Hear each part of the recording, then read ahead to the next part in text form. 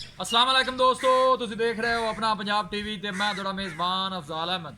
सब तो पहले अपने चैनल को करो सब्सक्राइब ते नाल ही लगी हुई घंटी दबाओ क्योंकि सारी लेटेस्ट और बेहतरीन वीडियो साढ़े 200 तक पहुंचे सब तो पहले। लो जी दोस्तों, ऐसे अपना पंजाब टीवी ते एक वैड सेल की है। साढ़े बहुत ही अच्छे सब्सक्राइबर ने ज़हीर भाई कलर सईदा तो उन्होंने जनाब साढ़े को वैड खरीदी है। वैड की लदाई करान लगे हैं। अल्लाह ताला इन्होंने खैरी सलामती पहुँचावे तो अल्लाह ताला जनाब उन्होंने नसीबा च करे। दिखाओ जी कैमरा मैन वैड जरा दिखा दो तसली नाल। साढ़े भी निकल आया चल। ज़हीर भाई ने जनाब कलर सईदा तो उन्होंने जनाब वैड साढ़े तो खरीदी है। पीछे ने बच्ची है माशाल्लाह बड़ी खूबसूरत है। लदाई इनकी करान लगे हैं। अल्लाह के फजलो करम के नाल इंशाल्लाह जनाब अपना पंजाब टीवी की टीम इस तरह ही जनाब मेहनत करती रहेगी। ज़हीर भाई ने जनाब कलर सईदा तो उन्होंने जनाब वैड साढ़े तो खरीदी है। हफ्ते वाले दिन जनाब इनका सौदा होया सी, बयाना उन्हें कर दिता सी। बाकी पैसे जनाब अज उन्हें साढ़े अकाउंट च करवा दिते ने।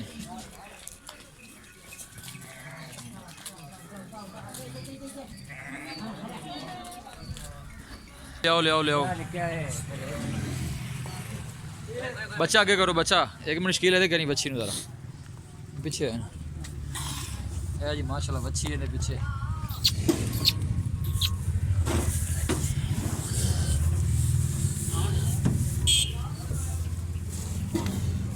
चढ़ जा गरमा चढ़ जा।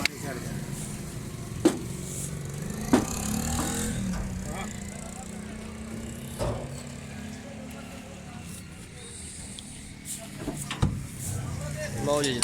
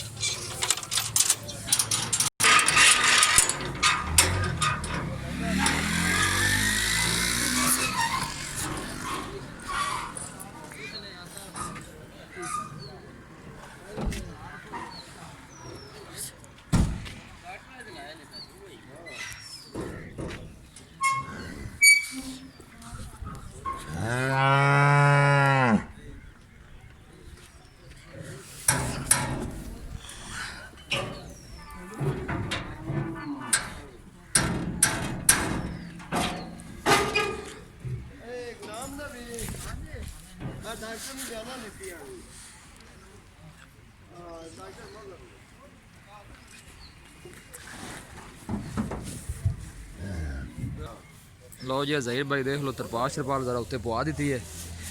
ठंड ठुंड बनी हुई है। इंशाल्लाह ताला जनाब अपना पंजाब टीवी की टीम इस तरह जनाब मेहनत करती रहेगी।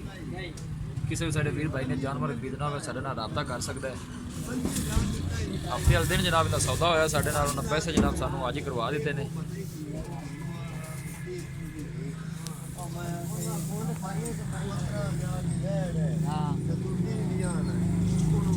वीडियो पसंद आए लाइक तो शेयर जरूर करना है। मिलांगे एक अच्छी और लाजवाब वीडियो के नाल। अपने मेज़बान अफजाल मैनू दो इजाज़त। अल्लाह निगहबान।